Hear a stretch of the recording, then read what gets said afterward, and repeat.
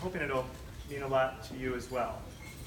So when I graduated, when I was in medical school or thinking about going to medical school, and as I went through medical school and in residency and fellowship, as all of us clinicians and those of us who are in healthcare think about, we all have dreams.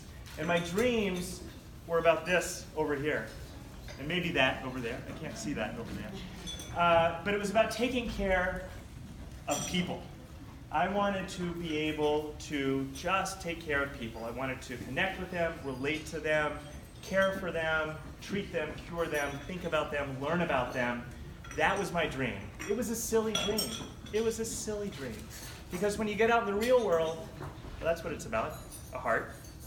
But when I got out into the real world, I found that things were a little different, I think. I did. This is what the real world is about.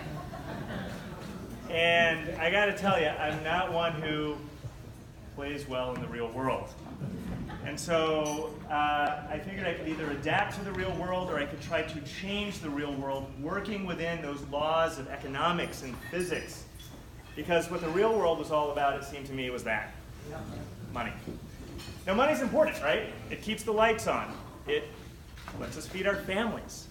But to me, I didn't want to sacrifice taking care of people for generating income or making money or RVUs or whatever. It's not about the dollars. And to me, as I was thinking about this, there's this intrinsic pull for some reason between the dollar sign and the heart, between making the money and caring for people. And I figured there must be a way to balance that, where you can make enough money to keep the lights on and feed your family. Maybe not buy a mahogany desk, but okay, who needs that? No one needs that. But enough to do that and then also take care of people. So I started looking at the map and I wondered, well, why is there this tension? And I said, well, there's this tension because of time. Time is what it all came down to. In medicine, we see patients, and for each patient, can you guys hear me or not? I need to be over here a little bit more. Is that better? Sorry about that. I prefer to walk around a little bit. It's hard for me to sit still. So in medicine, we take care of patients, and each patient that we see generates a little income, or some income, some degree of income. And the more patients that a person sees, the more income that person generates. It's kind of like this. If you look at time, I hate to take you back to algebra class, but just bear with me here. Let's just graph time spent with a patient compared to the money that comes in. It looks like this, right? The more time you spend with a patient, going to the right of the graph, the less money that comes in. Well, how does that compare to taking care of people?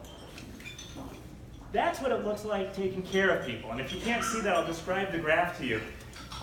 The more time you can spend with a patient to connect and to relate and to learn and to empathize and to listen, the better you can take care of that patient. And the better that person feels about coming to see you. And actually I made it like there's a curve there. You notice it just doesn't go straight up. Because at some point the patient gets sick of hanging out with you and just wants to go home. So you gotta let him go.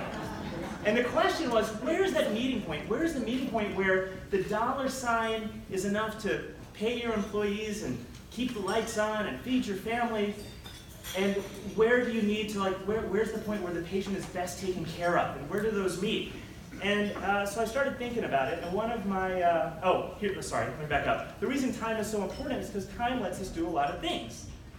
As a physician or a clinician, it lets you take a great history.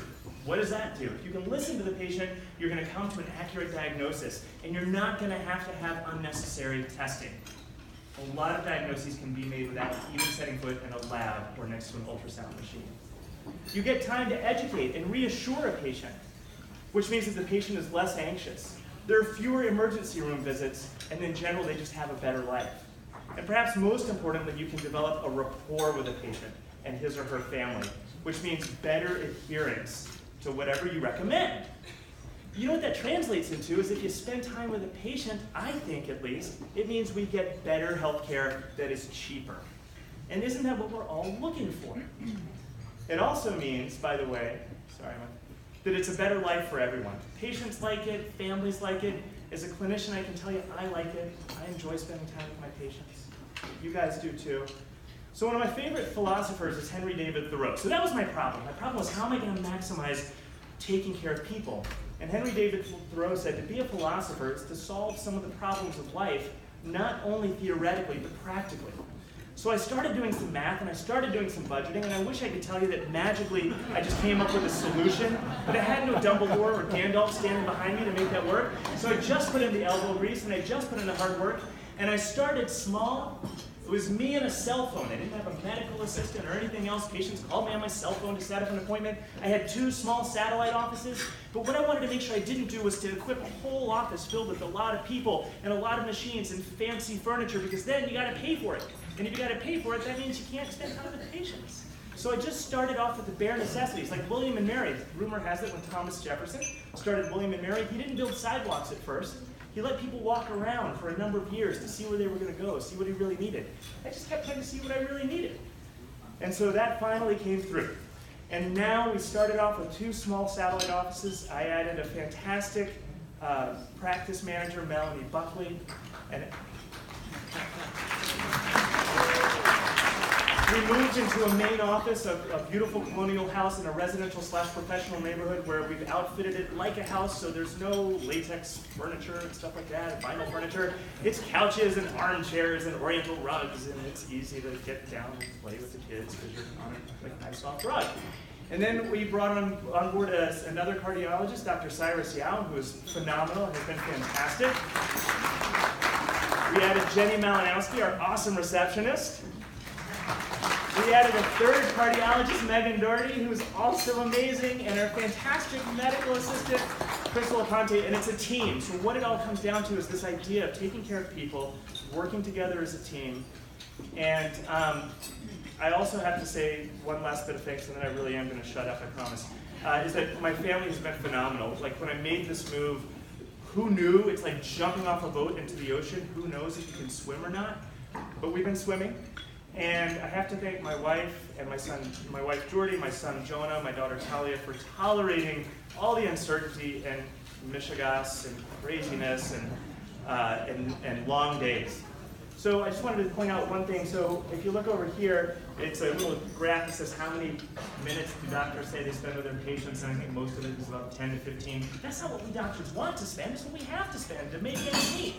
But we found a way, just by tweaking here and there, to spend an hour and a half with every one of our patients. And we really love it. And it's not about us, it's about our patients. And that's why we do what we do, and it's why we are happy doing what we do every single day. So thank you very much. I really appreciate it.